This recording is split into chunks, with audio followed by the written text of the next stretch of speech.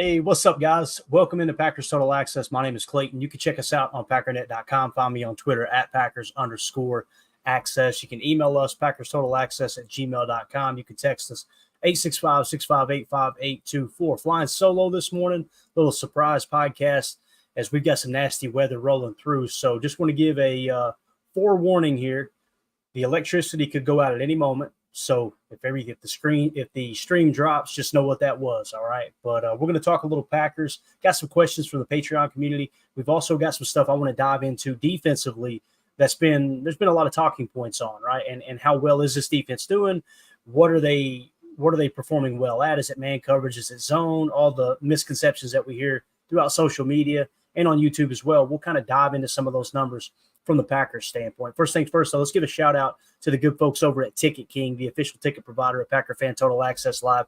Wisconsin based since 92, specializing in Packers tickets. They're Wisconsin's largest ticket source with offices next to Lambeau and in Milwaukee. Click on the link in the video description that'll send you to theticketking.com where you can register for free as a customer and go ahead and start shopping for your Packers tickets. Again, that's Ticket King, the official ticket provider of Packer Fan Total Access Live. So this is what we're dealing with, gang, right now. That's my current location. So it's coming from east to west. Like I said, if the power goes out, if the stream drops, you know what happened. All right. But we're safe and sound, though. We've one of the things about the home that I purchased here, the guy who built it's from Louisiana. And I got 2 inspectors to look at this place. And obviously we don't get crazy storms in Tennessee very often. But the 2 inspectors I got to look at, they're like, you realize this guy did put hurricane clips on your house? I was like, hey, that's a good thing. So ours will probably be the last one standing in the neighborhood if something does happen, but the creek is getting kind of high, so you may see the camera go floating by here in a second. But give a shout out real quick to everybody in the chat. We got Omer in the house. We got Mike Berry, Andy Watkins from Illinois. Good stuff, man. Let's see, Mountain Man Pack. Good morning, buddy. Chris in the house. Professor Cakes. Good morning to you, sir. So let's dive into some stuff real quick. We kind of hit on the standings a little bit yesterday. I like to do this from week to week and just kind of get a grab of where the NFC is. This is the National Football Conference standings. The Packers are currently sitting in the number 8 spot.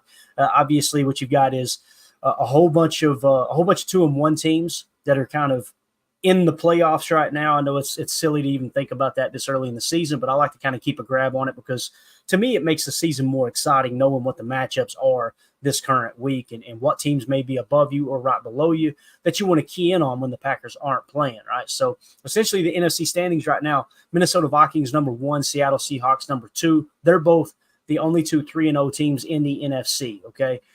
In the number 3 spot, I say tied for third, but they've got them ranked by tiebreaker here. So this is the actual order in which they sit in the National Football Conference standings. You got the Saints in the 3 spot, Commanders in the 4, Tampa Bay Buccaneers 5th, Philadelphia Eagles 6th, Detroit Lions 7th, and the Green Bay Packers 8th. Now, I did grab this screen grab before last night's game, so I'm trying to think of who played. The Cowboys beat the Giants, so the Cowboys are now 2-2. So they would be leading. They'd probably be sitting in the number 9 spot, if that makes sense. So obviously with the Detroit Lions in the 7th spot, the Green Bay Packers in the 8th spot, that's how that's sitting currently. Again, Minnesota Vikings, that's the matchup this Sunday. Really excited to watch that one as the Packers will try to knock off the undefeated Minnesota Vikings. And if they do, obviously the tiebreaker would go to Green Bay, I'm pretty sure, with the head-to-head matchup there. So we would now be leading in the division, or probably the Detroit Lions would if they end up winning. So let's talk about where are they playing this week? They're going to be the Monday Night Football game, one of the doubleheaders. It's going to be the 8:15 Eastern kickoff. Seattle travels to Detroit. That's going to be a hell of a ball game. As you can see here, Seattle is the other undefeated team so far, sitting at 3-0. They got that thing humming up there. And again, it's going to be a great game, I think. Detroit's going to come to play. They're on their home turf. Going to be a lot of fun to watch that one unfold. Boy, we have some stuff smacking the window right now. Let's go. All right, so the other thing I want to point out here, look at Tampa Bay, right? Tampa Bay, let's see where they're sitting. Obviously in the standings, they're sitting in the number 5 spot. Who do they play this week? The Tampa Bay Buccaneers play the Philadelphia Eagles. All right, so you've got the Eagles. You basically got the number 5 and number 6 team going head-to-head in the NFC this week, and that is at Tampa Bay, I believe. Yeah, and you've got these storms that are just rolling through, so we'll see how much damage, if any, is done to Tampa. I'm not sure geographically how close they are to the Gulf there and and I think they're on the Gulf side, so they're probably getting at least some of this residual weather. Hopefully that doesn't delay that game at all, and everybody's safe down there, obviously. That's first and foremost without saying. So Tampa Bay, Philadelphia would be a game to keep an eye on. The only problem is they're in the 1 o'clock window, just like the Packers, right? The other one is the LA Rams at the Chicago Bears. I've really enjoyed watching the Bears games this year. Just watching them fall flat on their face has been hilarious. And Caleb Williams just kind of, my big scouting report on Caleb Williams is elite arm talent. He's got a cannon for an arm, right? And he could throw off platform and do it fairly accurate at times. So the arm talent's there. You guys know I've been very outspoken. The issue with Caleb Williams, in my opinion, is can he be a leader, right? And I've posted and talked about the video of him climbing into the stands with his mother and crying into her arms. And people take it the wrong way when I mention that. I'm not mentioning that like, look, he's soft. He needed his mommy. That's not what I'm saying. I'm saying when you lose a tough game, as the leader of your team, your number one focus should be your teammates. Your number one focus should be your coaching staff too. Like if you want to try to grab any kind of positive out of a horrible situation with a huge loss, you should be able to go, or as a leader, you should want to go rally around your team and be the guy that they can look to. You be the guy to pick them up. I don't care if it's even the last game of the season, the last game of your college career. To me, it says a lot about a player that when you hit your lowest point, it's not how can I build someone else up? It's I want my mom. What are we doing? And again, whether you think that's okay or not, that's okay. We can all have differing opinions on that. What do you think the locker room is saying? And this is where people go, Clayton, he's not in college anymore. It doesn't matter. Yes, it does. Do you think every teammate in that Chicago Bears locker room didn't see that? Those are the things that come into play. And also, to me, it kind of takes you behind the mindset of someone. How do they handle adversity? That's not a good way of handling adversity, right? The other thing is the painting of the nails. People say that's feminine. That's why you don't like it. No, it has nothing. I could care less what someone's personal preference is when it comes to relationships and stuff. If he does, go that way with his personal life, that's his business. That ain't nobody's business, right? What I'm saying is it screams, I want attention. That's the problem I have with it. And once again, whether you think that's okay for a player to do that or not, that's all right. We can disagree. But what are the teammates thinking? Because I guarantee you there's people in there going, boy, this guy likes the limelight, doesn't he? It's not about winning games. It's about how can I get attention? How can I get endorsement? People were laughing, talking about when you drive into LA, there's huge billboards of Caleb Williams everywhere. And then you hear stories of other college athletes. There's nothing wrong with getting paid, but you hear stories of other college athletes, and what do? There's other college athletes that are sharing NIL money with other players on their team that aren't good enough to get NIL. What's that say about that person and how they feel about their teammates? They treat it like a real family. You know what I'm saying? So that's my knock on Caleb, and just how he's so arrogant. It's just fun to root against him. That's just how I see it. Jaden Daniels, I'm the biggest Jaden Daniels fan in Packer history. I promise you that. I love that dude and how he carries himself. I think Jaden Daniels is kind of a natural born leader. I think he's a player that And I had a question about that because he said he wanted the first touchdown ball. I think they said I don't have an issue with that. Like to take that touchdown ball over the offensive lineman, to me that's not a leadership problem. We may be able to get to that because I think that is in our Patreon group. But anyway, I just wanted to kind of hit on some of the games. These are games I'm focused on this week. The Buffalo Bills-Baltimore Ravens game should be a good one on Sunday night. Don't get me wrong, but I'm kind of keying in on all right, what's going on in the NFC and how does it affect these standings right here. So hopefully that makes sense. That's just kind of a preview for this weekend. One or two of the guys may join me here in a minute if the power don't go out, but until then, we're going to fly solo. This also came down the pike. I'm going to give a shout out to Smitty. Smitty on Twitter, obviously, is always in the chat here. He tagged me in this as well. And so I'm going to have to drop my logo down here. That's a good thing, too, by the way. So check this out. This is one of those XY charts, I think is what it's referred to as. I got to drop the banner, too. Boy, I was not prepared. Here we go. So on the left, running vertically, you've got blown block percentage, okay? And then on the bottom, running horizontally, you've got pressure percentage allowed. So this is a combination of blown block percentage and pressure percentage allowed, with the higher being the better, right? So, and they've got it adjusted to where the lower numbers are at the top is what I'm saying. If you're watching here on YouTube, vertically and to the right is obviously more valuable than the lower left, okay? Boys, at the top of the heap, Zach Tom. Look at Zach Tom. I mean, he is in the far upper right. He's obviously right there. I mean, he's had 0 blown blocks according to this table here. I think it's a table, maybe a graph.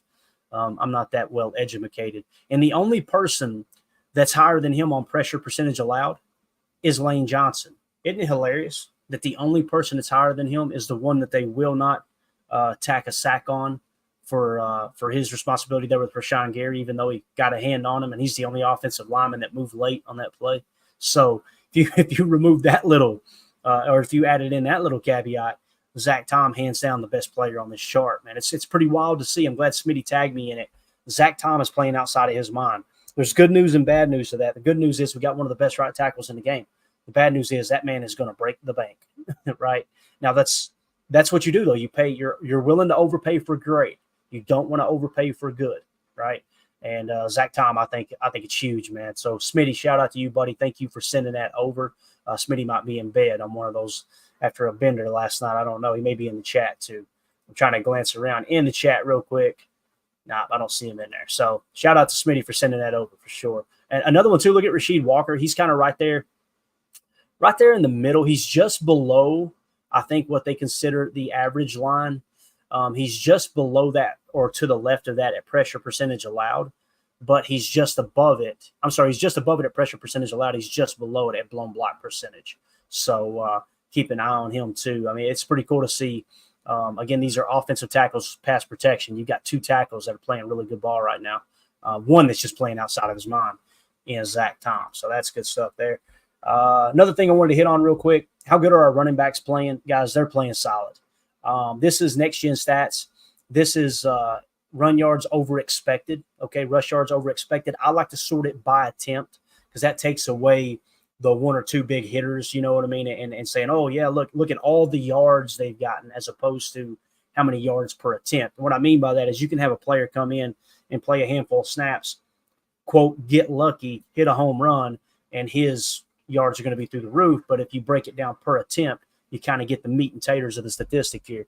But I just wanted to point out that in the 1, 2, 3, 4, 5, 6, 7, 8, 9, 10, 11th spot is Josh Jacobs at 0.82 rushing yards over expected. All right, so he's that in that spot. Right behind him, Emmanuel Wilson at 0.61. So our 2 running backs right there, borderline top 10 in rushing yards over expected. You talking about a deep running back room, man. That is really exciting right there. That's awesome. And again, you want to worth noting for this week, Aaron Jones is what 1, 2, 3, 4, 5th in the league at 1.24, playing outside of his mind. Also, we already played Saquon Barkley. He's 3rd at 1.75. So to kind of show you, we already faced a pretty damn tough back, right? In that regard, Jonathan Taylor, just what 6, 7 in the 8th spot at 1.17. We played him in Indy, right? So faced within the first 4 weeks, we will have faced 3 of the toughest running backs in the league right now as far as rush yards over expected. That's quickly becoming one of my favorite running game metrics there. So pretty cool. Omer in the chat says, Zach Tom is the heart of this O-line. Him and Jenkins continue to lead the way. Rasheed looks as good as he did last half of the season 2023. Sean Ryan has taken a step forward. Morgan looks solid. We got to get Morgan healthy, obviously, but I agree with Sean Ryan, man. Listen, that dude's cranking it up. And sometimes all it takes is a little bit of momentum to turn someone's career around. I hope it happens. We'll find out this week as we try to get the running game going against Minnesota, obviously. Yeah. Professor Cakes. Hell, in this economy, Clayton, everyone's overpaying for crap. Laughing emoji. Ain't that the truth, Bubba? Ain't that the truth? All right, another statistic I wanted to hit on real quick. You guys know I'm talking fast because, like I said, the power could go out any second. I'd like to get in a decent amount of information to y'all. I appreciate y'all making us part of your morning here. Hit that like button if you can to help other Packer fans find the channel, find the content. Fastest sack recorded throughout the 2024 season so far this year. Obviously, we got 3 weeks played, 2 teams played, 1 game last night. That was the Cowboys and the Giants. I'm assuming that's been updated this morning as well, if there is anything that made the list there, which it doesn't look like nobody did. So fastest sacks recorded. That's the time of the snap to the time that they sack the quarterback, right? Look who's on this list, guys. Number 7, J.J. Enagbare, Kingsley Enagbare, 2.66. What's crazy about this is, well, first of all, the Rashawn Gary one should have been in the 2.5s, but for whatever reason, it's not on the list because Lane Johnson wasn't ready. But Kingsley Enagbare on this one, guys, it was a jab step outside and a swim move to the inside to sack the quarterback. Think about that. Jab, swim, and he still got to the quarterback, made two moves and got to the quarterback in 2.66 seconds. J.J. Enagbare is one to watch for, okay? Because he might be an up-and-coming star. We've seen flashes last year, and then it kind of tapered off at times. Obviously, he hurt the knee there toward the end of the year. But we might have something there with J.J. Enagbare, and they're using him similar to how we use Zadarius Smith. We're starting to line him up in the A and B gaps in our NASCAR package. Many people don't know about this. If you really key in on the tape, and if you go to NFL Pro and you look at who's in the lineup on some of these sacks, there's been many sacks we've generated out of the NASCAR package, meaning, and listen, Hafley may not call it NASCAR. He might call it bunk bed or something. I don't know. But NASCAR package basically means all four of your pass rushers are defensive ends. It's another reason why Kenny Clark is getting less snaps right now. And Devontae Wyatt is getting, I don't want to say less snaps, but he's getting not as many snaps as he did last year because they're throwing these edge defenders all on the field at the same time. And you've seen the fruits of the labor last week, man. The problem with that is it makes you vulnerable to the run. So you got to really be careful on where you pick your spots.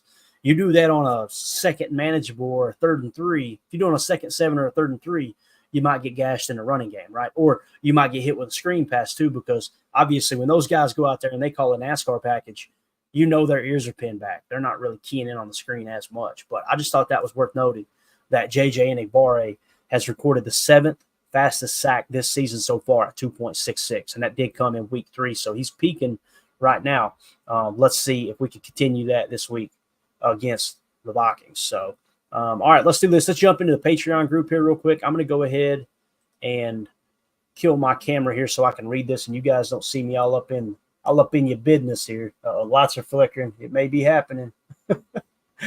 Joshua Dodge in the Patreon group. And also, I'm going to throw this up real quick for you guys and gals. If anyone's interested in joining our awesome Patreon community, you can scan that QR code in the upper right. That'll send you directly to it. If that doesn't work, go to patreon.com/PackerFan Total Access. If that doesn't work, just go to patreon.com and search for Packer Fan Total Access. That'll get you entered into the giveaways as well.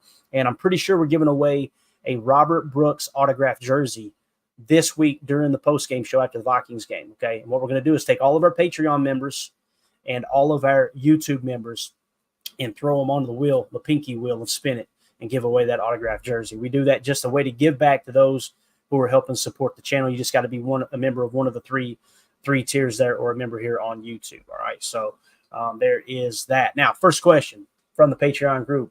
We've got Joshua Dodge. Joshua Dodge says, is the success we're seeing from the secondary seem to be from our guys fitting more into this Hafley scheme, or is it coming from a collective buy-in, potentially aspects of both?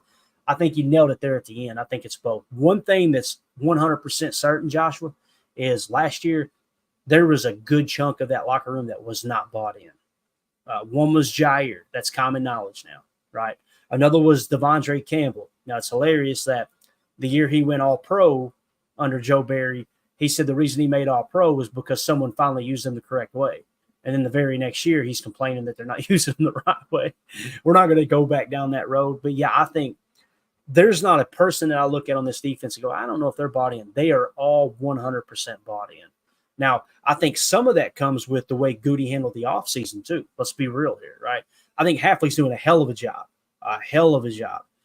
getting guys to buy in. That he is taught, if anyone is willing to pay attention, he has taught a master class on how to motivate and do it in a way where you're not like overly excited and shouting and being boisterous, and that'll only connect with a third of the group.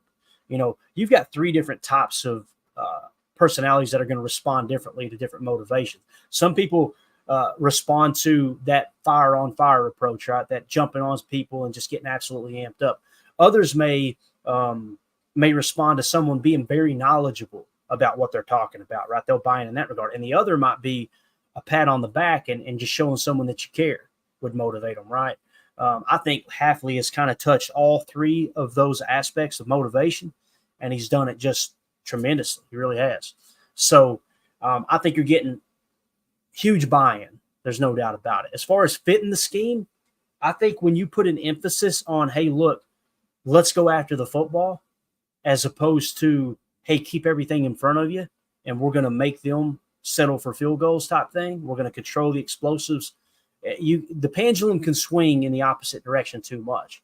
What I seen based off the tape, last year the pendulum swung too much into man coverage, and we were getting burnt in man coverage. The year before, the pendulum was maybe a little too far in the direction of playing quarters, right? So we played fifth most single high, which is middle field close, typically cover 3 or cover 1 man last year. Now, you didn't see as many stunts last year, although we did run stunts. This year, what you're seeing with Hafley is that overload front. We ran damn near 0 overload fronts. And what I mean by that is 3 pass rushers on one side of the center and 1 in a wide 9 opposite. That's straight out of Robert Saleh, his playbook. That's his bread and butter for generating pressure. And you can do a lot of things. You can linebacker scrape. You can go TE. You can go ET. You can do a lot of stunting in that regard. And it also oscillates your wide 9 on one side, which in our case is Rashawn Gary, with the right tackle. Even though we ran the overload, we showed the tape yesterday, they were still double teaming Rashawn Gary with the guard, and he couldn't get there. They were also chipping. We showed a graphic yesterday where Rashawn Gary, I got it right here. He's being chipped 20% of his pass rush snaps. That is 1, 2, 3, 4, 5, 6. That's 6th in the league, actually tied for 5th with Max Crosby. Okay. So teams are saying we're not letting 52 wreck our game plan. And that's why his PFF grades are down. That's why his pass rush statistics are down. But here's what you're doing. You're occupying 2 hats on one play. That's why you're seeing the pressure hit home from other spots too. Now, there's a lot of conjecture out there of people saying Preston Smith's getting double teamed more than Gary because a statistic dropped on that. They're conveniently leaving out the chipping. And here's the other thing that they're conveniently leaving out.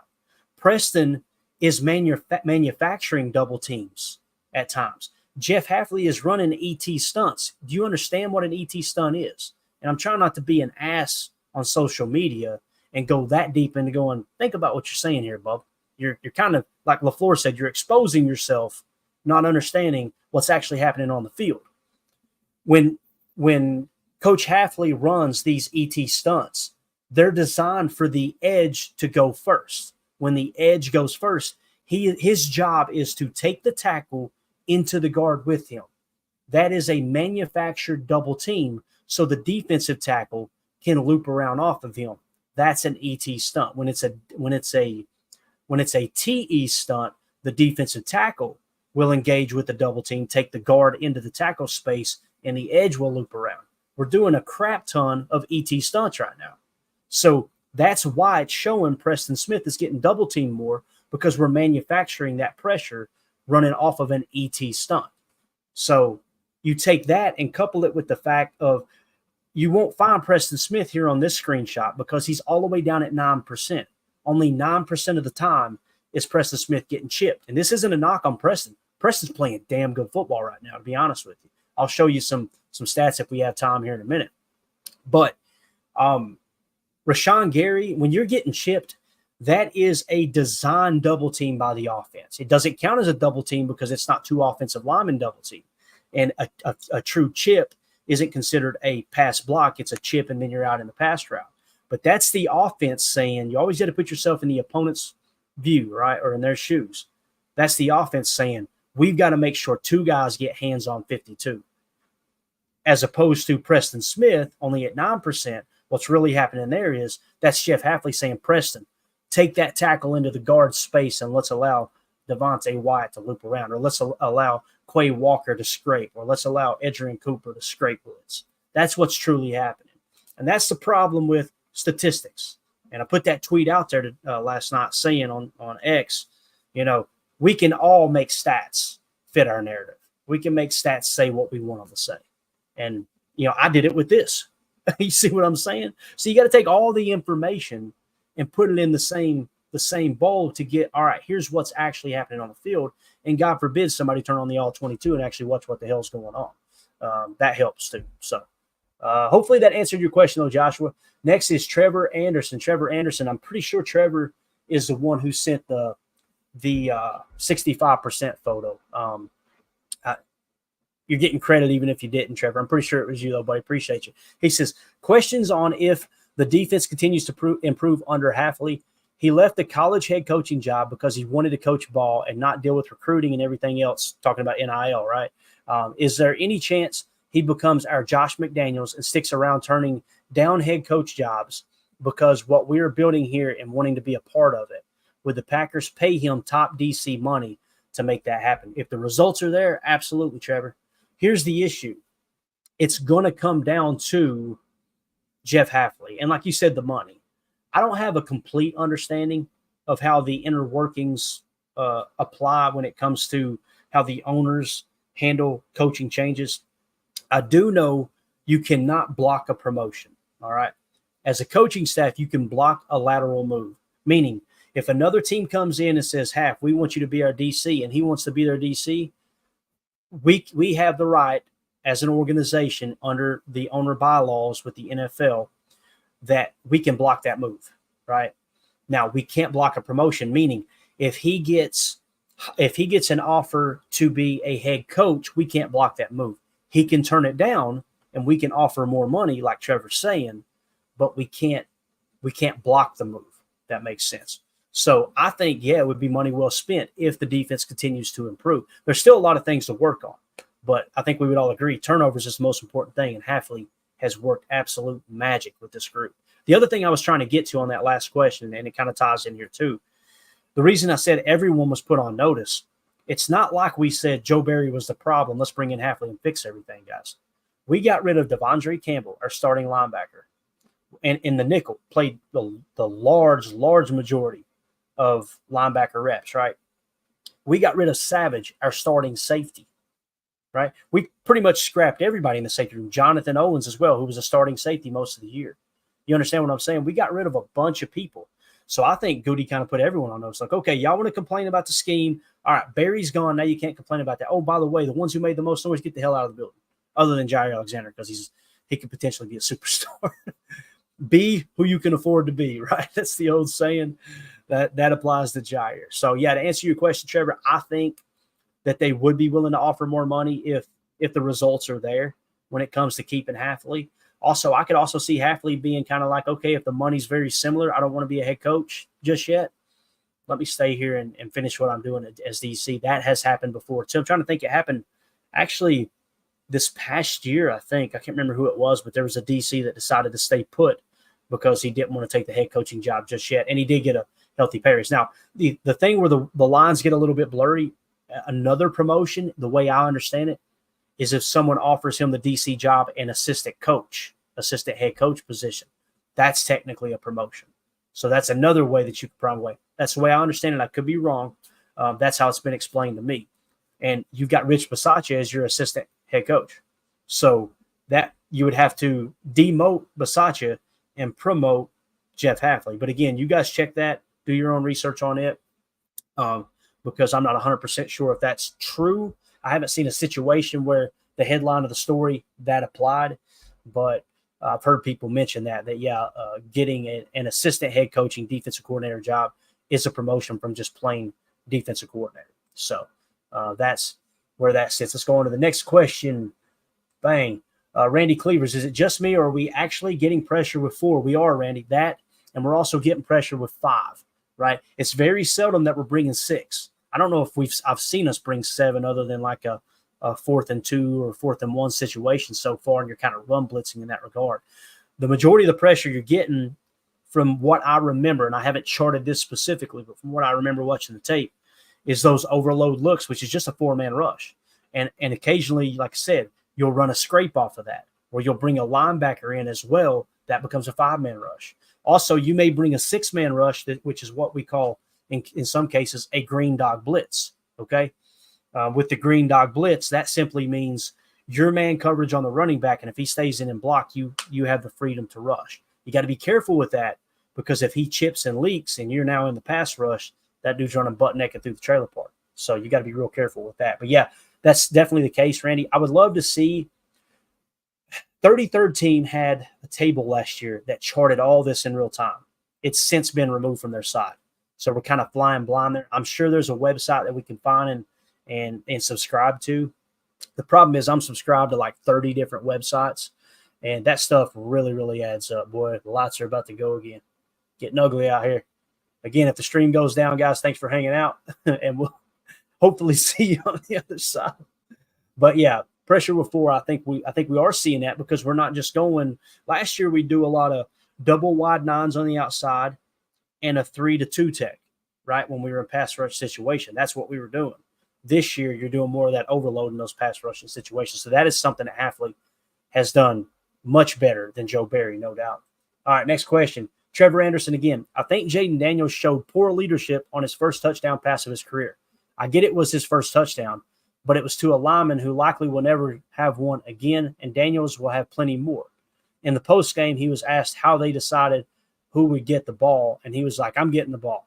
Just seems selfish to me, and the way he said it came off poorly. Thoughts, Clayton? I didn't hear him say it, Trevor, but if the argument or your stance is the offensive lineman should get the touchdown ball, and it was Jaden Daniels, a quarterback's very first career touchdown pass, I can't. As Ricky Bobby said, I'm too drunk to taste that chicken. Right? The offensive lineman should want Jaden Daniels to have it, right? Now, as far as how he comes off in the interview, I didn't hear him say it. Maybe he did say, no, screw that guy. I want the ball. Yeah, that's wrong if he did that. But if he simply said, I'm getting the ball, I don't have a problem. That's just me, though. So there are your Patreon questions. I'm really excited about Jaden Daniels, too, to see if he can keep this up. He kind of feels like the C.J. Stroud of this year, right? C.J. Stroud kind of burst on the scene and played really well. And I don't want to sit here and try to toot my own horn or anything, but I'm not into player evaluation. That's not what I do. I don't want to ever convince anyone that my strength or anything that I care too much about is I'm going to look at this group of players. Oh, he's better than him. He's better than him. He's better than him. I'm not a scout. I'm not. I try to pick up on little things that I think are important. And I had a listener ask me for 2 straight years, hey, rank the quarterbacks in this year's draft. And I won't do it unless somebody asks me. They asked me the year before, and I'm trying to think who was it that I had ranked. That was the year before it was C.J. Stroud. I said I would have C.J. Stroud. However, there were other quarterbacks that were ranked ahead of him on my draft board. And you go, how does that make sense? It makes sense because I'm using data to create that draft board. It's not my personal opinion. I remove all of my personal emotions out of my draft board. But when you ask me to say, all right, watch these players, who do you like best? If I've got time, I'm willing to jump in there and dive into it and say, yeah, here's how I got it ranked. C.J. Stroud was hands down my favorite quarterback in that draft. Well, Bryce Young was ahead of him, but I said the caveat I used was I would have to take Bryce Young over C.J. Stroud because he's played, I felt like, a lot tougher opponents. And I know Big Ten people are going to hate me there, but I said C.J. Stroud is the better passer of the football. This year, my board showed Caleb Williams. I've been as the number 1 quarterback. That's what the data suggested. And I've been very, very vocal about this. If someone personally asked me, do you like Caleb Williams as a top quarterback? Absolutely not. Elite arm talent, just can't trust him in the decisions he's made and the way he's carried himself to lead my organization. Just can't do it. So for me, it was Jaden Daniels was my top quarterback. So, and listen, he could fall off the edge of the earth here, and Caleb Williams can soar right to the top, right? That could happen. We're not ruling that out. But that's just how I seen it, though. So, all right, let's get into some defense talk, if that's all right with you guys and gals. Let's talk about what we've been doing coverage-wise. I'm going to go full screen for this. And let me just check the chat. I'm trying to check on the chat in case we get any supers. I don't want you guys to waste your money and me not even read your comment. Appreciate y'all hanging out in there. It's so hard to actually comment on the chat when you're flying solo. I know I've said it 1,000 times. I'm always going to continue to say it because I don't want y'all to think that I'm ignoring you, okay? So here is – it's going to get a little bit small. Hopefully you guys and gals can still read it. I wanted to get that NFL stat up there. So this is the Packers' safeties and corners, okay? And I've got it separated by coverage scheme, all right? So here are your coverage grades. This is the man coverage column, so it ends right here, okay? This is your man coverage grades, okay, for this season. Who is playing who's grading out highest according to PFF in man coverage this season? I can actually probably bring this in real quick just to make it a little easier for right now. Yeah, that helps. Okay, so here we go. In man coverage right now, and you have 102 coverage snaps. Keyshawn Nixon leads the way at 69.7. Isn't that wild? So Hafley's teaching of his technique of man coverage, Coach Haddad talked about this. We had Coach Haddad on the show a couple times, and he talked about attending Jeff Hafley seminars because Jeff Hafley was in Boston College coaching, right? And he was doing some coaching seminars in the area. Coach Haddad, Chris Haddad, coaches high school with his dad and his brother just about 20 minutes outside of Foxborough. So he was in the area. He got to attend some of Jeff Hafley's coaching seminars. And he talked about how he coaches technique in man coverage way different than other DCs, than other defensive coaches. And this is why people like Richard Sherman, whether you like him or not, and other people who have been coached by Jeff Hafley, they're talking about, man, this guy, he's the DB whisperer. He knows how to coach up DBs on technique and specifically corners. Keyshawn Nixon seems to be responding here when it comes to we got Jacob joining the show here now too. Keyshawn Nixon seems to be responding really, really well when it comes to coverage in man coverage this year. 69.7 leading the way, guys. That is nothing to that's something you really need to key in on. He's been targeted 4 times too, and he's given up 0 receptions. So keep that in mind. I can't get the passer rating when targeted on PFF in man coverage. I can get it in zone, but not man. Ask them. I have no idea why. But nonetheless, Keyshawn Nixon leads the way. Second is Carrington Valentine. You guys remember when we were kind of like, man, why did Carrington get some of those snaps that they took away from Eric Stokes? It's kind of odd. Maybe this is why. Carrington Valentine's only had 26 man coverage snaps, but his grades is 64.2. Xavier McKinney has been in man coverage 123 snaps, 64.1. All right. Evan Williams, 18 times what they consider man coverage, 62.1. Corey Ballantyne, God love him, only 1 snap. Only snap he's played this year, I believe, 60.0, right? Eric Stokes, wonder why the snaps dropped. Maybe they were looking to play a little more man coverage that game. I don't know. 98 coverage snaps in man coverage, 56.3. Look at Jair Alexander in man coverage game. 124 man coverage snaps. PFF has him at a 41.4. And again, think back to week 1. Everybody's talking about we need to have him follow. Not everybody. I shouldn't say that. Some people are saying we should have him follow Justin Jefferson. He's had success doing that before. Last time we played him, I think Jair didn't even play in the game. Corey Ballantyne shut him down, and they didn't have Corey. They damn sure didn't have Corey following him, right? So careful what you wish for, because week 1, we had him follow A.J. Brown, and he got absolutely cooked, all right? Again, his coverage grade 41.4 in man coverage this year. Javon Bullard is 28.3. Keep in mind, Javon Bullard has been playing a lot of post safety. I don't know if he's played more post than Spur or box safety, but nonetheless, he has struggled in man coverage big time at a 28.3. I don't feel like that's his strength, though. His strength is attacking the ball carrier, making tackles, that type of thing. Personally, that's just the way I see that. So I know we got Jacob in here with us. Jacob, obviously, you jumped in a little late here. We're talking man coverage right now. What do you think of those coverage grades? Does that surprise you? Anything catch you off guard? I mean, yeah, a lot of that surprises me. I've dogged Nixon quite a bit. O'Mara comes in here talking the same thing. Basically says, got to give Nixon credit as much as I want him out of the secondary. He's done okay. I think he's done more than okay, to be honest. Being by far, I think, our best coverage grade with the snap counts he has there. And then, yeah, obviously, I hate seeing those bottom 3 the way they are. We talked about how that'd be the strength, is if Jair was old Jair, Stokes made a step, and Bullard just, was maybe a rookie phenom. But right, there's certain parts of each one of those games where that coverage grade, it's scary, but it doesn't paint the whole picture of what they bring to the table. Yep. And I think, like you said, Bullard's he's just a good football player. You can't, I look at that grade and it doesn't convince me he's not a good football player. It's the same with Jair. And I've seen spurts out of Stokes where I think he's at least made a step from what he was. So parts of it scare me a little bit. Parts of it doesn't. Yeah, I understand completely, man. It makes sense. And again, it doesn't mean Ja can't cover in man. All it means is he's not responding the way that Keyshawn is. He's not responding the way that Carrington is. That's for sure. when it comes to the way Jeff Hafley is teaching man coverage, right?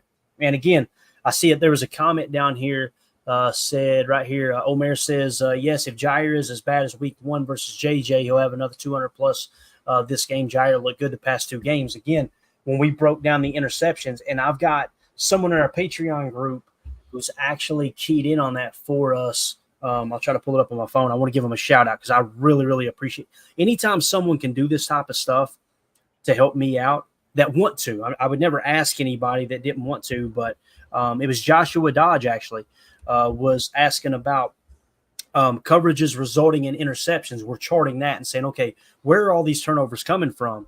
And he is now starting to chart that for us, Jacob, which I'm really excited about so far this year. Okay, the Eagles game, Xavier McKinney got an interception in Tampa 2. That is zone coverage. In the Eagles game, it was supposed to be nickel 245. I had a typo. Thank you for copying it number for number too, Josh. That way the mistake, I can correct it as we go as opposed to you assuming I made a mistake there. But it was nickel 425, shell cover 4, could have been zone match. Okay, Jair interception there. That was another zone coverage. Against the Colts, nickel 425, cover 1 man, double linebacker fire. That was Xavier McKinney. Making the interception. He was in a zone, but it was a man coverage call. Okay. And then also in the Colts, 4-3 over, cover 6 hybrid, Wilson with the interception. That's a zone coverage. And then deep cover 3 match under. That would have been a zone coverage as well with some match principles with Williams' interception. That was actually a Hail Mary. We'll throw that one out. So you could see through the first 2 games, zone coverage is leading the way in interceptions. The Titans game, we had 2 interceptions, right? I think, did we have 2 or 3? Yeah, we had 2. 4-3 over, cover 3 buzz. That was the pick 6 by Ja. That was a zone coverage call. And then nickel 4-2-5, cover 3 match, zone coverage call with match principles. So zone coverage, I'm telling you, is how you get interceptions. And again, we are not running a whole lot of man coverage under Hafley. We're running a lot more cover 3 than anything, which I love. If you look at the coverage chart here, as I breathe on the microphone, 32% of the snaps we're playing cover 3, and 19% we're playing cover 1. So if you break it down in strictly man coverage, right, you've got, 32% of the, nope, I'm sorry, it'd be 20% of the snaps we're in man coverage, okay? So only 20% of the time we're playing man, and then the rest of the time we're playing zone. So that just shows you we're leaning on zone really, really heavy. Can you really quick break down what zero coverage is? Because I've been hearing a lot about that between Flores and what Hafley's doing and a few other of kind of top defense. Yeah, absolutely. People get mixed up on zero coverage because there's a lot of talking heads out there and some that don't know what the heck they're talking about. You got to be real careful because people try to bend information to fit what it is, the narrative they're trying to get. They want this player gone. They want that coach gone. Will ignore all of the good things and focus on the bad things and vice versa, right? That's why it's important to tell the whole story. Cover 0 is real simple. Cover 0 means everyone who's in coverage is in man coverage and there is no safety help over the top, which by default means everyone else is either in man coverage or blitzing. Okay, so like if we come out in a nickel 4-2-5 and we run cover 0, I call it goose. I've always called it goose. Big goose egg up top. There's nothing up top, right? So if you're running cover 0 man, okay, and you're running your nickel 4-2-5, it means the safeties are either manned up on someone and backers are blitzing, or it means the backers are manned up on someone and the safeties are blitzing. So essentially what it means is cover 0, when you hear cover 1, cover 2, cover 3, cover 4, whatever the number is after it, that means that's how many deep zones are playing on that defense, okay? So that's simply what that means. There are no deep zones on cover 0, and it's a very, very aggressive man coverage defense. Right. So I was gonna follow up by just saying it looks like other than the Vikings and the Raiders and then the Titans, not a lot of teams tend to do a lot of that. Is that because that's a big risk, big reward type situation? Like you said, everybody's manned up. Do you see us being able to take advantage of that? Do you see a Christian Watson type revenge game where he's, able to just do a few quick moves, get downfield, and just burn some of these slower guys? Absolutely. You've got to be aware of it, but it's really important, Jacob, even though they are running it more than anyone, they being the Vikings, we kind of talked about this yesterday, even though they're running it more than anyone, you've got to be aware that it's only 10% of their defensive snaps. Right. So what you want to focus on is what coverage are you going to be facing the majority of the time? And the coverage that you're facing the majority of the time of the Vikings is cover 2 and cover 4. And some of those are blended in together. So essentially what you've got is 51% of their defensive snaps are probably played with a shell coverage, meaning 2 high safety. Now, they may not show 2 high safety pre-snap, and that's where people were getting mixed up with Barry last year. Everybody just wanted to regurgitate the drunken podcasters' rants about we're playing too soft, we're playing too soft. And it's like, you guys are not focused on what's actually happening. They're showing 2 high shell, but they're late rotating into single high. So that's why it's important to understand what's the actual coverage. That's what's truly shell, not just pre-snap shell, if that makes sense. So, yeah, 51% of the time they're in some form of shell coverage, whether it's cover 2 or cover 4.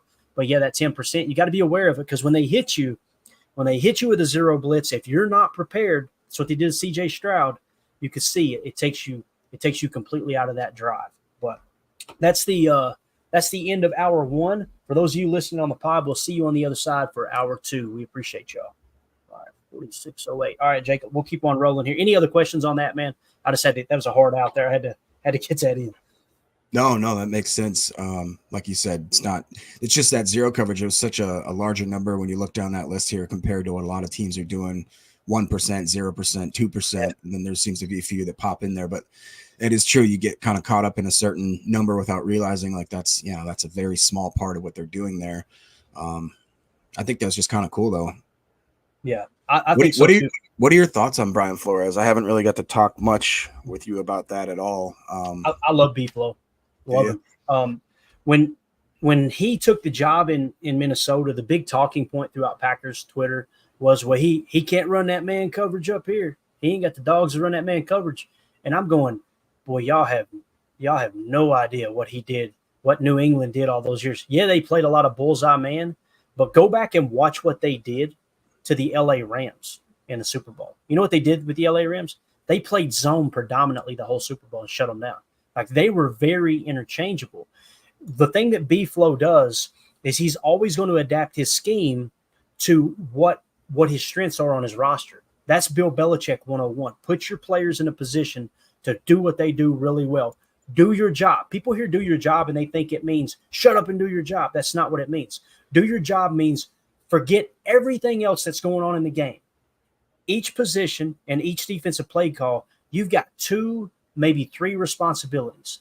Just focus on doing yours and don't worry about what else is happening. Don't worry about the sugar. Don't worry about the motion. Don't worry about where your teammates are. You just focus on your 2 or 3 responsibilities, whether it's match, man, whatever it may be, blitzing, playing with the proper leverage, attacking the proper half of the ball carrier and the blocker if you're the one meeting the run fit, all those things. B-Flow was one of Belichick's most respected assistants, right? You remember the Super Bowl, Jacob, where Russell Wilson throws the interception when they try to run a little pick play, and he throws the interception, and it was Malcolm Butler. I think. Yeah. Yep. Do you if you'll watch the NFL Films version of that, you'll notice that when the play was called, B-Flow, you can hear B-Flow on the mic scream, "Malcolm, go!" Malcolm, they said he did not do anything all week on that play. They ran it all week in practice because Ernie Adams was the one who suggested they run it. He combed through all the tape and said, if we ever find ourselves in a position where they need to go for it on a 3rd or 4th down inside our 2, they love to run this pick play. They drew it up on the card. They practiced it all week. They said Malcolm Butler didn't stop at one time all week long. But, boy, when the Super Bowl was on the line, B-Flow had the huevos to say, Malcolm, go. You're in. He just had a hunch. I'm telling you, he's a hell of a coach. He's a really good coach. Was it Michael Lombardi that had basically a whole chapter on just that one play? Yes, dude. Yeah, that was pretty cool. Yeah, that's in Gridiron Genius. If you guys haven't read that book, it's a phenomenal book. So, yeah, and again, every defense has its pros and cons, right? The beautiful thing about what Jeff Hafley's doing is, man, he's really picking his spots to bring that pressure. We're giving up a lot of explosives, but it is kind of a form of bend but don't break. And then when they smell blood in the water, man, they attack. Like early in that game in Tennessee when we were there, I was, that first quarter was like, oh, boy, this is going to be a tough one. It's going to be a tight one.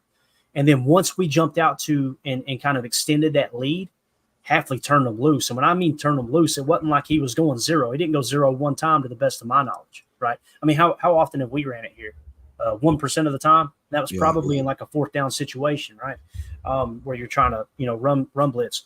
But he would pick his spots, and the way he would manufacture it with the ET stunts and the overload and all that stuff, man, it's just, it's fun to watch, dude. It's so fun to watch. Do you think it's a fair statement to say that the NFL is drastically getting away from the cover 2 man? Because as I look at this chart here, that seems to be the most glaring area where you see zeros or ones or twos, and what do you see? The Commanders with 8, Jaguars with 7%, and then the next highest would be the Bills. And you remember 2-man under was the kryptonite for Aaron Rodgers, and he said, remember what he said? They said, how do you attack this 2-man under? You got to run them out of it. Well, guess what's down this year? Passing is down in the league, right? Guess what's up? Running the ball. So the reason people are running less 2-man under is because people are running them out of it. That's my assumption. I could be wrong, but that's the way I see it.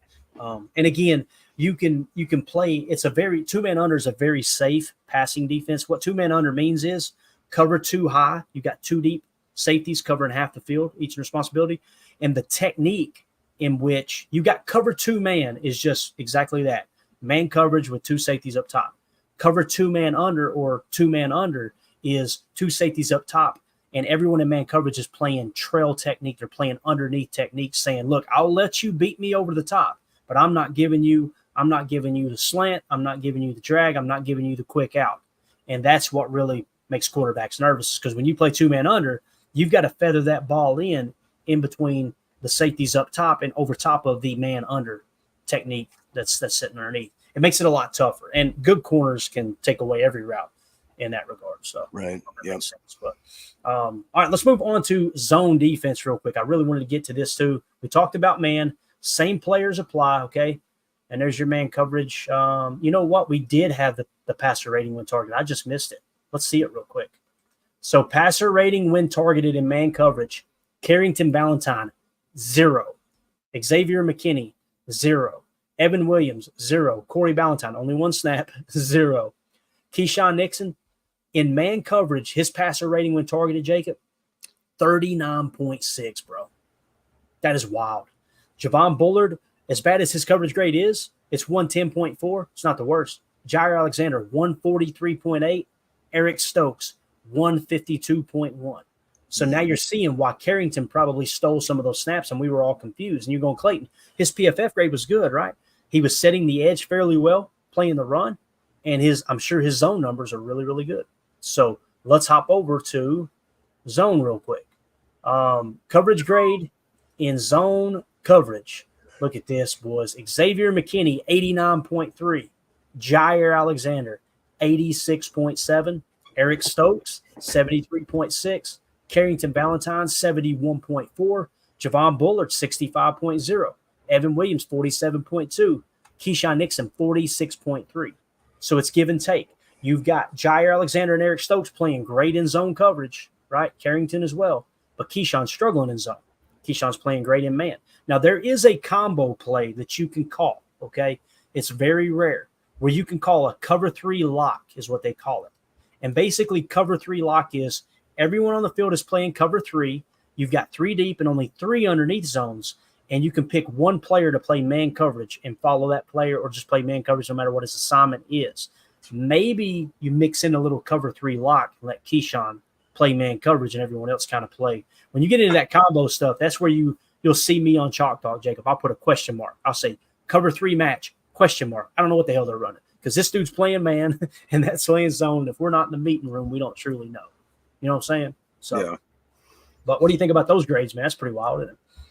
Well, yeah. I mean, I've been pretty happy with this Packers defense. I think that it's fair to say that they've made, as far as turnovers and just, limiting big plays and just, I hate saying that term, bend but don't break. I think that's fair to say. When we look at the man grades, they're so seemingly bad, or just bad, not like horrible, but they're bad. I was like, well, the opposite side of that coin, the zone has to be at least pretty decent. And here you see the opposite side of that coin with Xavier dang near elite, Jair pushing that boundary as well, Stokes playing very well, Carrington playing very well, and then Bullard kind of vitalizing his status there.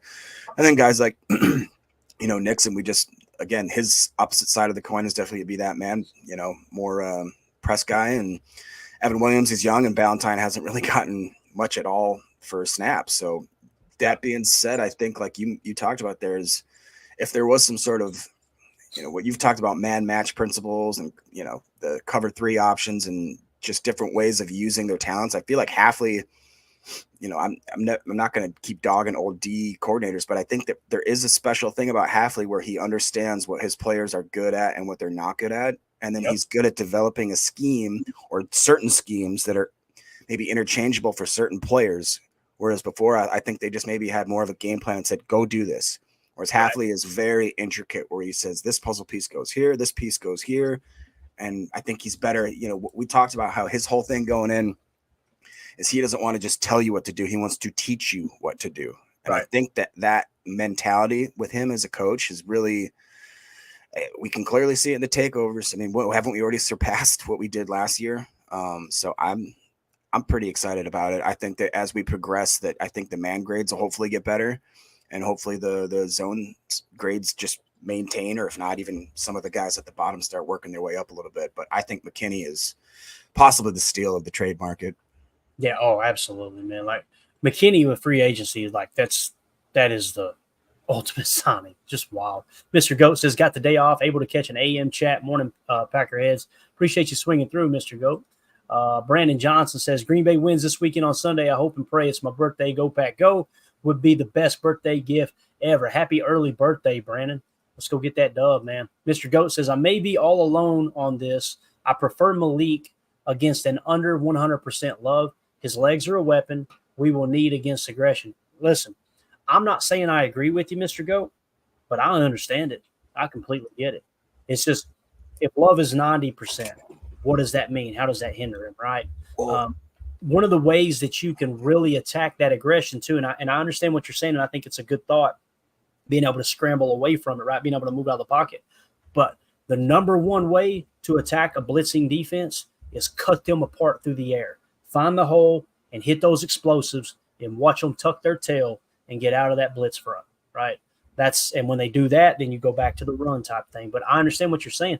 I've thought about this too, Jacob. Listen, one game, okay. 2 games, you've got to be putting your head in the sand to pretend like, okay, Malik is playing damn good.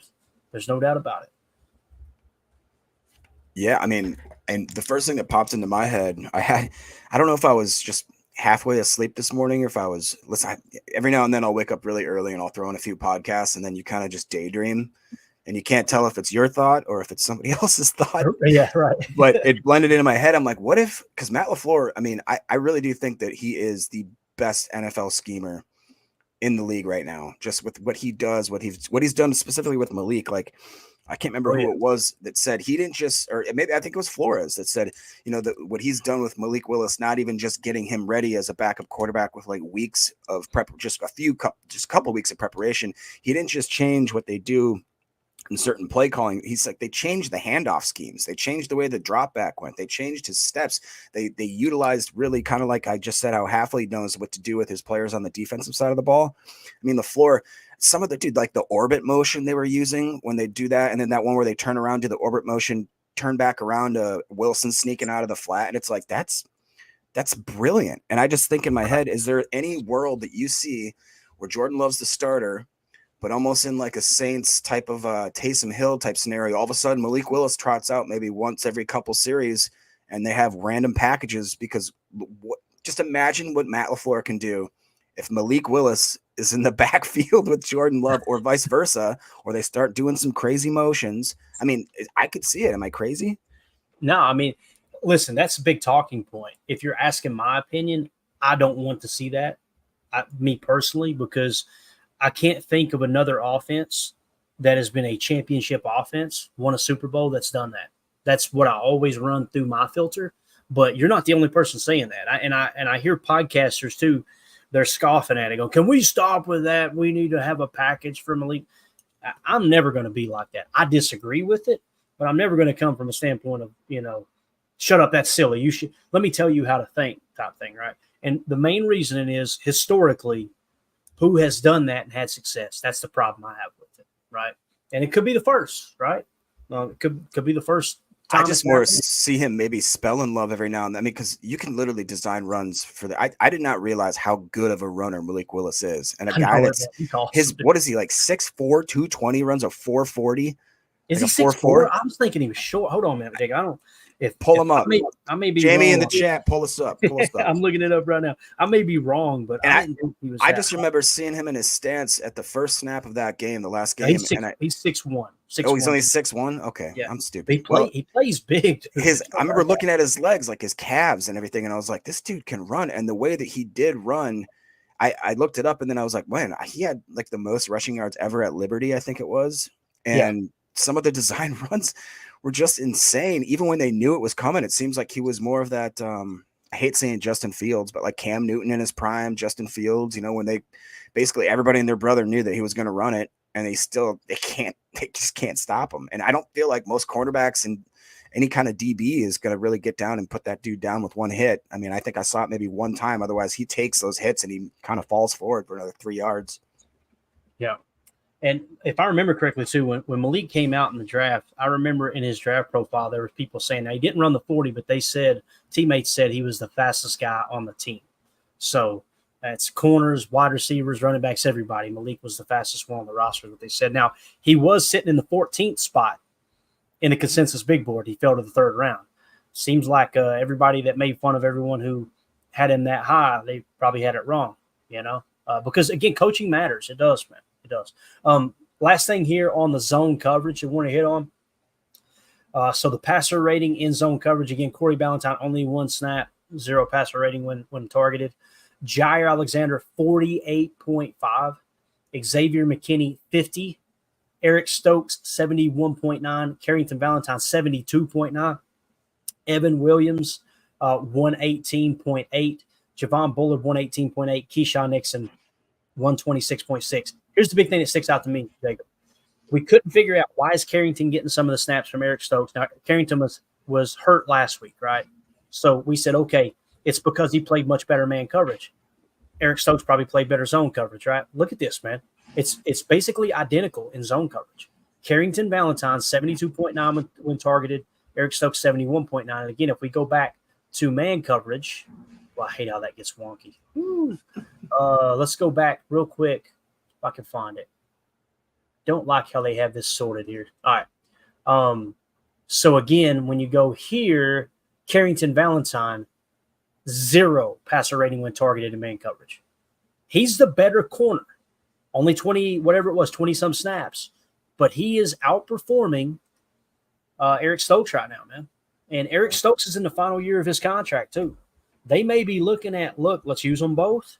Stokes will hit the market, get a nice little contract, and Carrington will step right in his place. That might be a way that they save money on the cap. You know what I'm saying?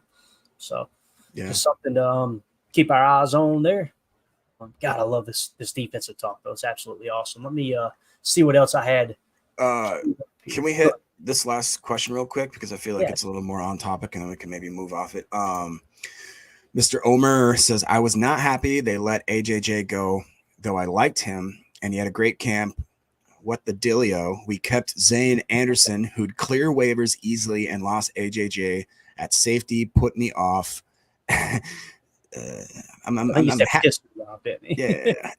Rich, we cater him enough players. I don't know exactly what the end part of that meant, but I think he's mad at Rich and saying that we give him basically enough special teamers is his argument. And here's the deal, Omer. I agree on Zane Anderson. As far as trying to give Rich what he needs to have a good special teams, when was the last time a team returned a kick for a touchdown on us, both kickoff and punt? It's been a long time. Yeah. When was the last time that we had a punt blocked since Rich took over? Can't remember that either. I'm going to keep my mouth shut and let Rich do his thing. You understand what I'm saying? Because and listen, I know the special teams is grading out bad, but when you look at the numbers and you look at, okay, what are the actual results? I can't complain, man. I can't. I'm sorry. Like, he's getting the job done. All I wanted 3-4 years ago before Rich arrived was I just need the special teams to not lose me the game, right? That's all I need. And that's what's happening. So I'm happy. I'm happy as a pig, and you know what? Ron Sample says AJJ is inactive this week. There you go. Yeah, I guess I got to respectfully disagree with that comment. Doesn't mean I'm right and he's wrong, but maybe I'm settling too, Jacob. I don't know. I'm just happy that the special teams. Yeah, I think it's fair. I think that probably, like myself, most fans see the missed field goals and they equate that to just having a crap coach, crap special teams. But like you talked about, there are a lot of things that go into it. I know for a while we were very worried about the snap and the holder exchange, that whole thing, and that seems to have been pretty shored up. And to be honest, we've given Rich a rookie kicker and then a rookie kicker and now a free agent kicker. You know what I mean? And he can't go out there and kick the balls. He can just kind of put these guys in position to go make plays. So in a way, I do understand it. I've been pretty critical of him as well, just because of the position he holds. Like, the guy's the assistant head coach, if I'm not mistaken, as well as the special teams coach. I think that his presence is maybe a lot more that we don't see on the field. A lot of it, again, like I talk about, that emotional side of football that we can't measure with any kind of stat or grade. I think he brings more of that to the table than we could ever know. Yeah, got it. Jared Reyes in the chat says last punt blocked was Jets game in 2022. Appreciate it, Jared. Thank you so much, buddy. So yeah, as long as the special teams isn't losing games for us, that's all I really care about. And if that's the case, if that's what it takes, and you got to keep kind of Rich happy, then I'm good with it, right? Super chat here from Michael. Appreciate you, buddy. Thank you for supporting the stream. He says, good morning, y'all. Loving the morning pods. Excited for this weekend with Jonesy back in Green Bay. Just bought my tickets to the Texans game as well. Hey, wear white, baby. Let's go. Got that winter warning game. That's going to be so much fun, Michael. That will be cool. I think it'll still be a good game, but going in, it's like, as a fan, to go to that game, you go, oh, man, that's probably one they're decent chance they're going to lose because Houston's so good. But then you see Houston get their ass kicked last week by Minnesota, and it's like, hey, maybe that's a real fun one to go to now, right? We'll see which team shows up. They got a good pass rush with Will Anderson, and I'm trying to think who's on the other side. It was someone that used to play Minnesota. His name is Danielle Hunter. Yeah, Danielle Hunter. That's right. So, Michael, thank you for the super chat. And we're going to be doing more morning shows as we get into the month of November. That's when my work really slacks off. We got hurricanes rolling through down here, so I thought, what the heck? Well, I'm not working today. Let's let them hear the windows break live on the air, right? So, but thank you for the super chat. I want to dive into this, Jacob. We got about 13 minutes left here. So this is linebacker coverage, all right? And what I did was I sorted it by the NFL. Okay. And I did do a minimum, I think, here. Did I do minimum snaps? Yeah, I did a custom minimum snap number to get Quay in here. Okay. So this is kind of the guys who had minimum coverage that's at least comparable to Quay, because he was going to be really low on the list because you had like 2 coverage snaps, 3 coverage snaps, things like that. Right. So in man coverage, and I wanted to see how our linebackers stack up is really what I want to do. Okay. Grade wise, we pretty much know they're grading like cheeks, right? We've talked about that. So what I want to do, if I can find it, hopefully it is on this list. Oof. And of course, you see who my boy Bobby Wagner is over there at a 53.6. Come on, we were screaming, we wanted him, didn't we, Jacob? Hey, it's better than Devondre at number 5 at 45.4. Right, bro. I'm glad we didn't get what we wanted, sir. Yeah. All right, let's see here. Man coverage. Here we go. This is what I was looking for. Bang. All right, so passer rating when targeted. And, of course, we got to key in on these targets here, okay? You want to kind of make sure that we're taking those into consideration. I want to see where our boy Quay and anyone else, Quay Walker, so 37th in the league is where he's grading out at 87.5 is his passer rating when targeted. I'm trying to get used to using PFF for passer rating when targeted because we're going to drop SIS. They're not updating the information fast enough. So that's where he sits. Isaiah McDuffie is in the 40 spot. That's not horrible when you're talking about comparable coverage snaps, Jacob. 37. For the amount of money Quay's getting paid, I'm okay with it. He's not breaking the bank. It's just that first-round pick is like, you got to get more out of a first-round linebacker, right? I mean, it's gotten pretty bad. Again, I was the one standing on the soapbox saying, but Quay's good in pass coverage. Quay's good in pass coverage. He's not been in the last couple games. That's come back down to earth. So hopefully he can rebound. Does that surprise you any there at all in man coverage? No. I'd like the grouping there because that makes me feel a little better. He's right in there with Shaq Thompson, Alex Singleton, Devin Lloyd. Look at there, my Isaiah McDuffie as well. And then my boy Bobby Wagner. It's not the worst. Not the still worst. Above Devondre, right? Still above Devondre. So obviously there's room for improvement there, but there are, like I said, Hafley knows, I think, what he has in Quay, what his skill set is. And hopefully as we move forward in this season, and guys like McDuffie too, like it's weird. We'll see on certain plays where McDuffie just looks like he's such a great linebacker. And then there's just random plays here and there where, for whatever reason, I think the skill set or the scheme or whatever it is, they just both look out of place. I still think that Quay Walker just plays a little bit too flat-footed, it seems. I think he relies on his athleticism too much, where I just wish he was a little more pre-snap flowy. Does that make sense? Like maybe not so waiting for the ball to break. It seems like he's reactionary versus being proactive. No, I completely get it, man. Let's see if we can go over to zone now. Might be able to get both of these statistics up here. So, now I hate that I have to go all the way down to scroll over, and I'm sure there's a way to do it, and everybody in the chat's going, you knucklehead, there's an easier way to do that. All right. Going over. Yeah, I'd say that's it right there at the very end. All right, so here we go. Passer rating when targeted in zone coverage. Let's see if it gets better. This is the one that hurts. It does, actually. 77.9, not bad. Right above him, Jacob, you remember when we were talking free agency, go get Blake Cashman? Remember that? Yes. 79.1 is what his coverage grade is this year. Quay Walker's coverage grade is 29.2 in zone coverage. But again, passer rating when targeted in zone coverage, Quay Walker is not the best in the league when you're talking about comparable coverage snaps. That makes sense. Let's see if we can find our boy Isaiah McDuffie. Is he anywhere to be found here? Oh, Lord have mercy. Yeah, that's an issue, right? 108.9 is his passer rating when targeted in zone coverage. So Quay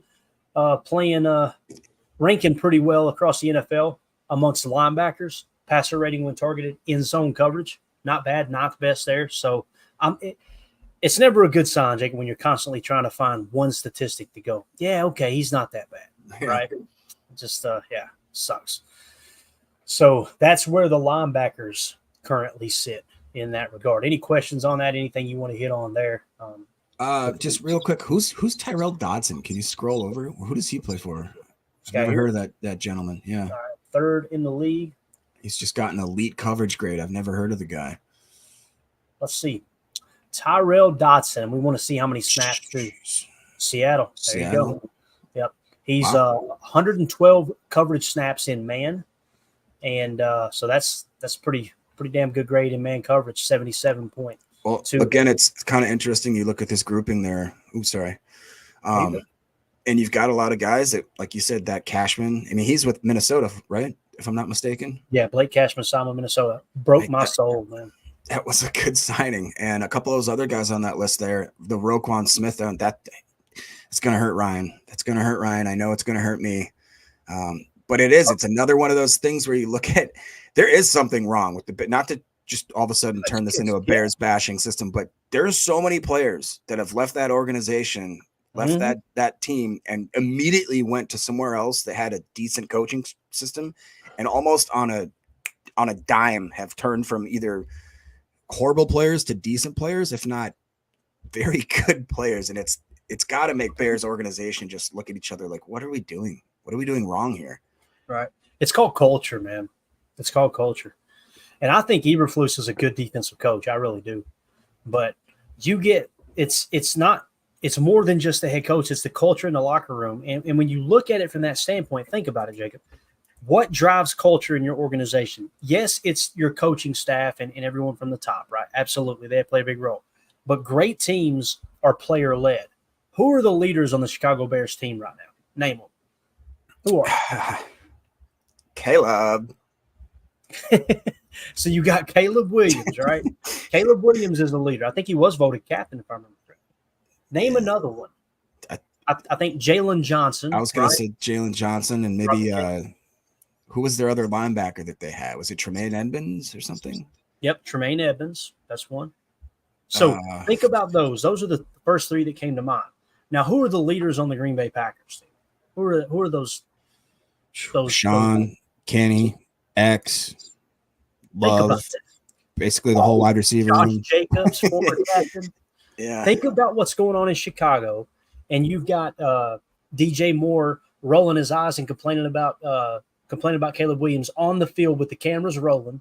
And then think about Josh Jacobs sprinting down the field, down the sideline in the end zone to get that ball to make sure that Emmanuel Wilson gets his first touchdown ball. Right. I'm telling you, man, culture matters. Yeah, I don't know if you saw that too, just to bounce off of that, but I believe Emmanuel Wilson said that he's going to have that ball painted up and given to his grandma, I think, which is, and like you said, he would have never even thought in the moment to get that exact ball had Jacobs not done that for him, which I mean, that to me was the new Aaron Jones literally lifting up Dontavian Wicks' head coming off the sidelines.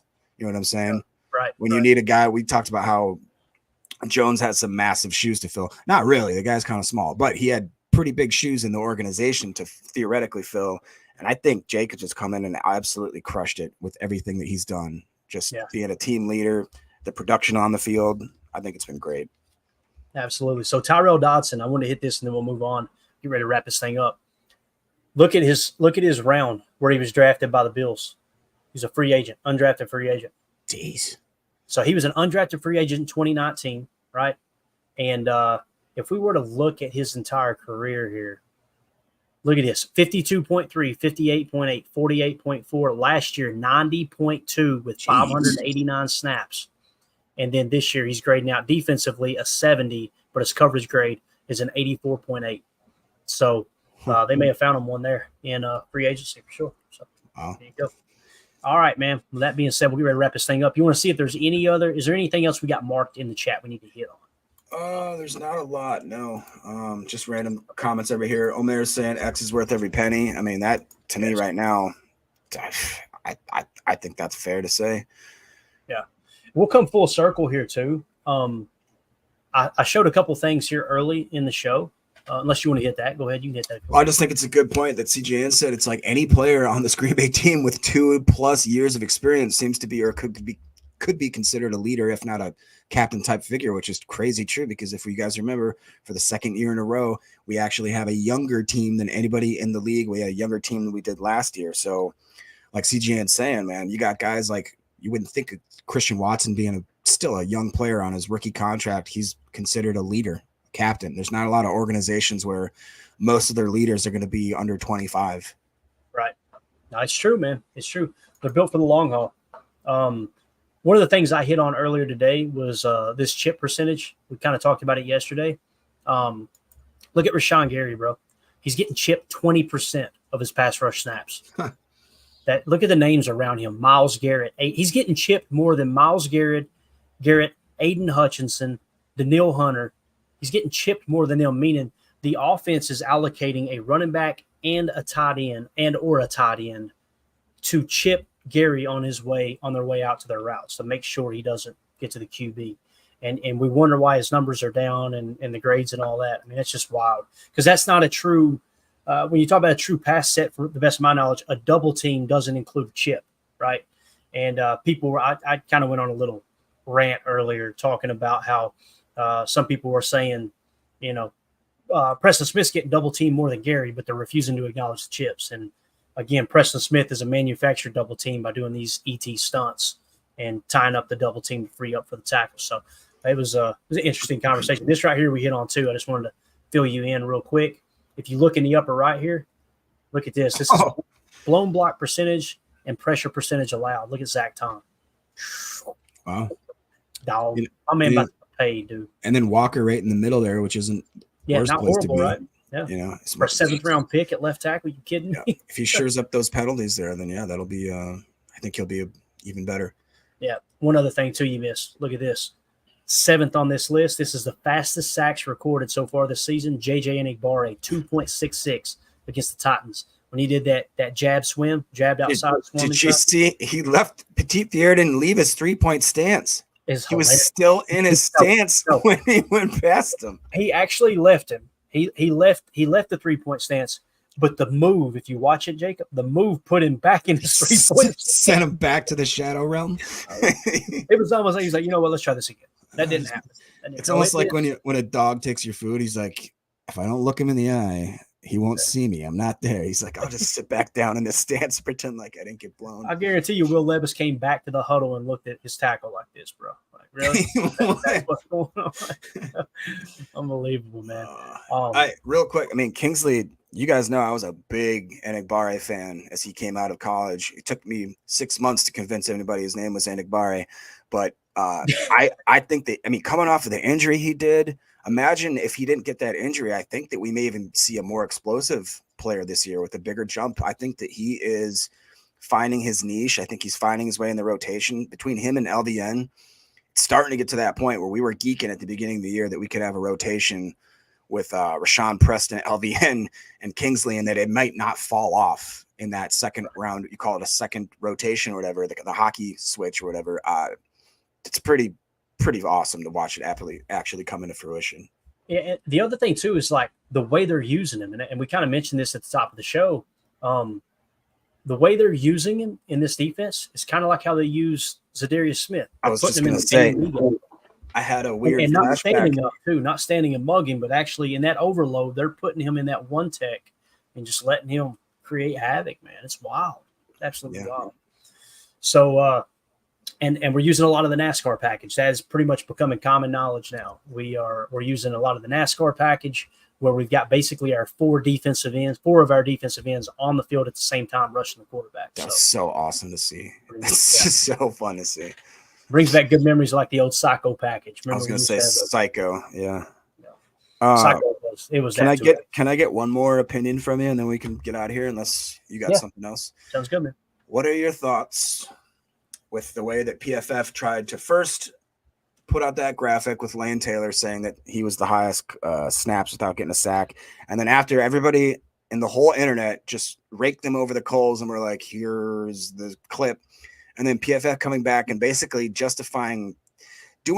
wrapping themselves into a human pretzel to try to explain why that worked. I don't know. I don't understand what they're doing there, and I don't understand the pushback because I feel like they just lost a lot of credibility with a lot of people that were on the fence. And I'm one of those people that keep defending them. And again, I defend the grades. That's what I defend. People will PFF, Michael Lombardi's been bad about this. PFF don't know what the hell they're talking about. They just rank their top 10 offensive lines. And then you look at the tweet and it's so-and-so at PFF ranks his top offensive line. That's not the grades. That doesn't have a damn thing to do with the grades. I follow their grading system and they got a nice little stat database. That's what I do. I don't follow personal opinion. The only personal opinion I really follow are people like Greg Cosell, Brian Baldinger, Mike Wall, people who have actually played the game. And I see these names pop up, and this is how so-and-so has this ranked, and I'm going, okay, let's check them. What's their background? Yeah. And it's a skinny little dude that's 5'7", 140 pounds with two big sand rocks in his back pocket and never played a game of football. And I'm like, listen, you can break stuff down and give your opinion all you want. That's cool. I'm not going to subscribe to it. You don't know what it's like to play the game. You don't know what it's like to coach the game. You have a right to your opinion, but I'm not going to waste mental energy trying to pretend like he knows more than people who have been in and around the game their entire adult life. I'm just not going to do it. That's why I don't grade players. I just don't do it. I don't know. It just seems egotistical. And if you do it for fun, that's cool, and you want to get your opinion out, that's great. But to go to bat on Twitter against former players and former coaches, like, no, this you just don't understand, and you've never played a snap of football, that's a tough sell for me, man. That's a real tough sell for me. But you were mentioning that about Gary. Check this out, dude. Richard tweeted this out. Okay, this is at If I Was Richard. You should be Richard, because you're worthy of being Richard. Okay, if you were Richard, look at this. Old tweets. Why Michigan edge defender Rashawn Gary is not a first-round talent, PFF. PFF, is Chase Winovich a better prospect than teammate Rashawn Gary, who's no longer in the league to the best of my knowledge? PFF, yep, Chase Winovich is better NFL draft prospect than Rashawn Gary. And my man tweeted that out and put, when you have agendas. And again, there was their explanation about the Rashawn Gary not getting the sack. So Just saying. And again, it's not that they hate Rashawn Gary. It's not that they're trying to beat down Rashawn Gary. This is what Michael Lombardi talks about. When you're wrong, you've got to admit you were wrong. Everybody who covers football, watches football, has an opinion on football. We are all wrong at some point. You've got to be honest and admit when you were wrong. The problem with some of the analytics groups is they double down. Yeah, fans do this all the time. They double down on their opinion, and then they try to we've seen it with Rashawn Gary. They try to weave these stats in to try to prove their point that someone is bad or someone's overrated, and they refuse to look at any of the other facts. And that's cool and all. You can do what you want. I'm not following it, dude. I'm not gonna. Isn't there a quote that's like, "There's lies, damn lies, and statistics." Yeah, there you go. You could pretty much plug and play. They do the same thing in politics, where, like you said, if you're losing an argument, it's like, well, how can I sort and categorize and find a number that I like that'll help me win an argument right here on the internet? And then they just plug that in. And you're like, you're an idiot. Right. And that's why I was saying about Rashawn Gary. It was like to say, man, Preston Smith's getting double teamed way more than Rashawn Gary. He should be performing better. And completely ignoring the fact that Rashawn Gary's getting chipped more than Myles Garrett. What are we talking about? And then on top of that, the double teams being a reflection of a designed double team absorption. Like Jeff Hafley is putting Preston Smith in a specific assignment to force himself into a double team. And then you post the statistic, whether you're ignorant or you're just trying to be an ass, to try to prove, look, Preston Smith's getting more attention than Rashawn Gary. It's like, and the drones, Jacob, they will, yes, that's right. Master said so. Like, get the hell away, man. Watch the game. Watch it for yourself. Don't take my opinion for it. I make more mistakes than anybody. But watch the tape, man. Jump in there. Most of the people that they try to what am I trying to say here? They try to push people away from watching the tape. They'll minimize the tape because they want you to just focus on their opinion on the game, right? It's kind of like when you hire someone to do construction work for you or something, right? They'll make it seem as if it's impossible to do the task that they're doing.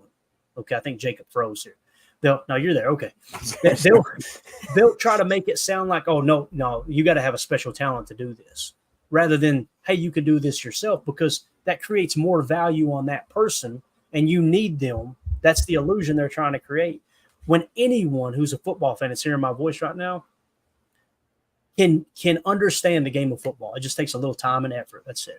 If I can, anyone can. Trust me on that. And that's what we try to do on the show, is like help people understand, like, no, it's not that difficult. Just focus on this, this, and this, and come to your own conclusion rather than just listen to this guy who's got, an agenda that he's trying to push. So hopefully that makes sense. But you got anything else, Jake? We'll get out of here. No, just I was caught up. One of my exes just sent me a bunch of screenshots. Her whole that ain't good. No, her whole house in Florida completely flooded out. In her house, like 3 feet of water. So if you're down there, it sounds like this one's no joke. It's been kind of weird too. I have not seen a lot of news coverage like they usually do, trying to get people to get out. I don't know. It's been a little weird. Maybe I'm not watching the right news, but if you are down in the Florida area, just be safe, man. This one seemed like it was pretty bad. Yeah. And we've been getting, you hear of flash flood warnings here in the Tennessee Valley. It's not a flash flood warning. It's a level 1 something, like it's happening. It's not just that, hey, this is going to happen. It's a, hey, we're already past that point. It's like happening. This, I was showing that. That's what we were dealing with just a second ago. I can't believe electricity didn't go off. They showed a map of all the outages. Every county surrounding Washington County, that's where I'm at, named after the great George Washington, by the way. Every county around Washington County are out of power, and we're the only county with it. So that's how you know God listens to the DA. I never understood storms. We get some pretty wild storms up in the Midwest, Wisconsin area. You guys, I'm sure, know that if you live around here. But down there, man, it's different. And I didn't realize you get parts of the hurricane that break off and go inward into land.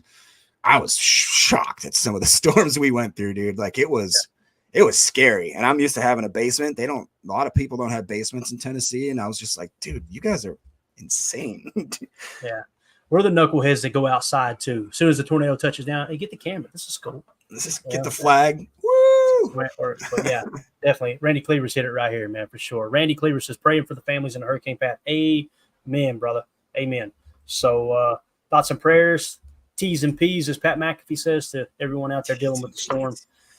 Take care of yourself. Obviously, take care of your family.